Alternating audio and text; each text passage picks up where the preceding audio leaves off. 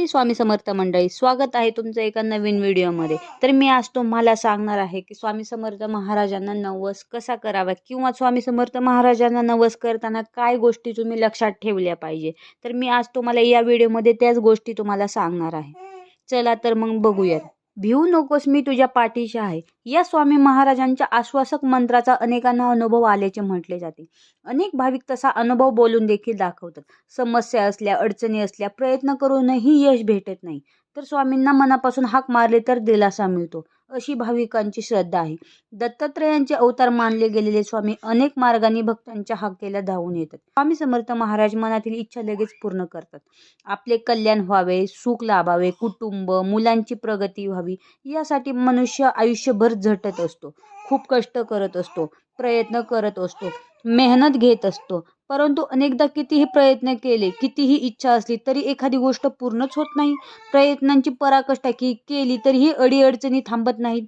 प्रयत्न निष्फळ ठरून पदरी काहीच पडत नाही। तेव्हा आराध्य देवतेला साकडे घातले जाते, देवाकडे मनापासून मागणी केली जाते, अनेकदा नवसही बोलले जातात।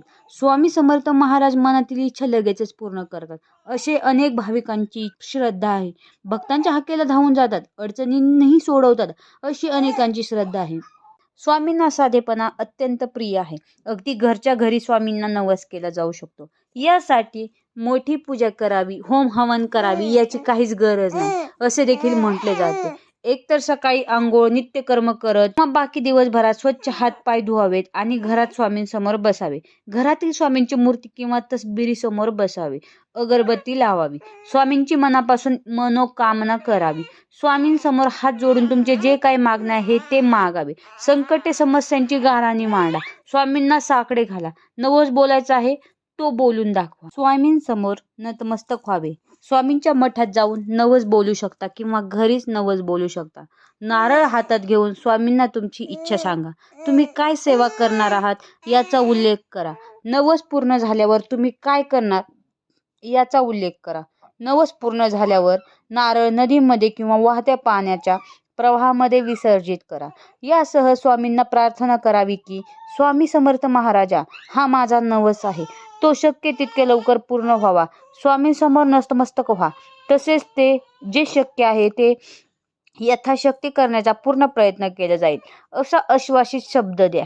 स्वामींकडे मागितलेली गोष्ट पूर्ण झाली तर नवस फेडण्यासाठी शक्य असेल तर अक्कलकोटला जाऊन स्वामींचे दर्शन घ्यावे। या काही गोष्टीचे भान ठेवा। सर्वात महत्त्वाचे म्हणजे एकदा स्वामींना नवस बोलला आणि तो पूर्ण झाला तर जे काय वचन दिले आहे ते पूर्ण करायला अजिबात विसरू नका।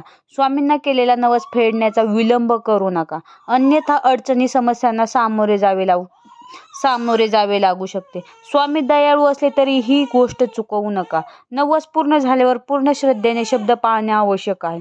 केवळ औपचारिकता म्हणून नवस बोलणे योग्य नाही, अंतर्मनातून भक्ती आणि श्रद्धा असणे आवश्यक आहे। स्वामींना सर्वात जास्त आवडणारी गोष्ट म्हणजे सेवा।